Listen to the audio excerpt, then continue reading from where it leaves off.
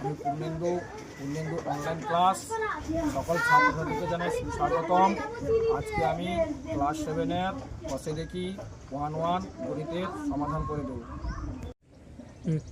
ওই যে পেজ 4 কষে দেখি 1-1 একে দাগে সিতারা বেগমের ফলের দোকানে 60টি পেয়ারা ছিল। তিনি তার মোট পেয়ারা রেখে 4 অংশ বিক্রি করলেন। তার কাছে আর কতগুলি পেয়ারা রইল?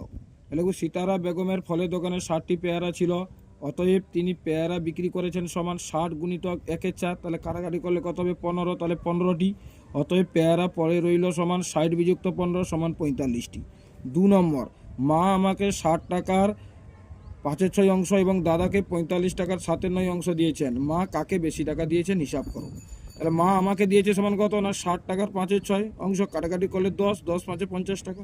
মা দাদাকে দিয়েছে 45 টাকার 7/9 অংশ সমান কাটাকাটি করলে কত হবে? 5, তার 7 5 35 টাকা। অতএব মা আমাকে বেশি টাকা দিয়েছে।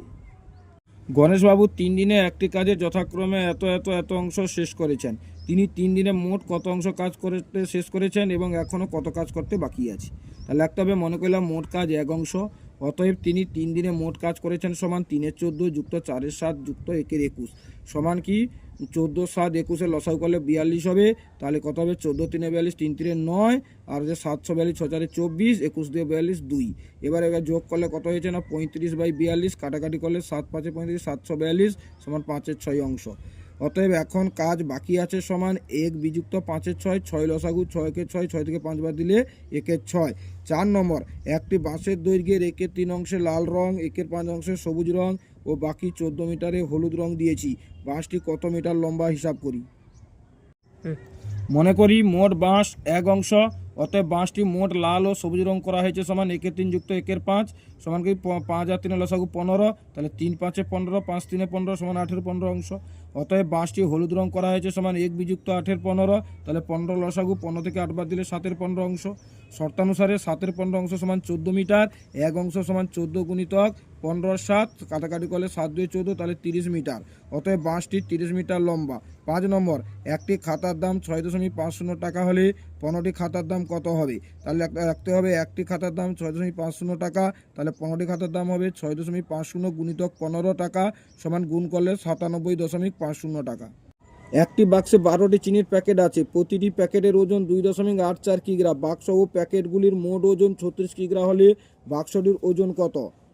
প্রথমে কত হবে যে একটি চিনির প্যাকেটের ওজন দেওয়া আছে কত না 2.84 কিগ্রা। তাহলে 12টি চিনির প্যাকেটের ওজন হবে 2.84 গুণিতক 12, তাহলে কত হবে গুণ করলে না 34.08 কিগ্রা। অতএব বাক্স ও প্যাকেটগুলির মোট ওজন দেওয়া আছে 36 কিগ্রা। অতএব বাক্সটির ওজন হবে 36 কিগ্রা থেকে 34.08 কিগ্রা বাদ দিলে হবে কত না 1.92 কিগ্রা। 7 নম্বর, এক বস্তা চালের পরিমাণে 0.75 অংশের দাম 1800 টাকা হলে তার 0.15 অংশের দাম কত হবে? না চালের 0.75 অংশের দাম হচ্ছে 1800 টাকা। চালের 1 অংশের দাম হবে 1800/0.75 টাকা। অতএব 0.15 অংশের দাম হবে 1800 গুণিতক 0.15/0.75। দশমিক উঠে গেল, 15 5 75, 5 কাটলে 360 সমান 360 টাকা। 8 নম্বর, অনিতাদি তার জমির পরিমাণের অর্ধেকের 7/8 অংশ নিজের ভাইকে দিয়েছেন এবং বাকি জমি 3 ছেলেকে সমান ভাগে ভাগ করে দিলেন। প্রত্যেক ছেলে কত অংশ পেল? তাহলে মনে করলাম মোট জমি 1 অংশ, অতএব তিনি নিজের ভাইকে দিয়েছেন 1 এর 2 গুণিতক 7/8 অংশ সমান 7 এর 16 অংশ। অতএব বাকি জমি সমান 1 বিযুক্ত 7 এর 16 অংশ। 16 লসাগু 16 কে 16, 16 থেকে 7 বাদ দিলে 9 এর 16 অংশ এবং প্রত্যেক ছেলে পেল 9 এর 16 ভাজিতক 3 সমান কি 9 এর 16 গুণিতক 1 এর 3 সমান 3 এর 16 অংশ। অতএব এর পরবর্তী ভিডিও দেখার জন্য সাবস্ক্রাইব করে জানাবে।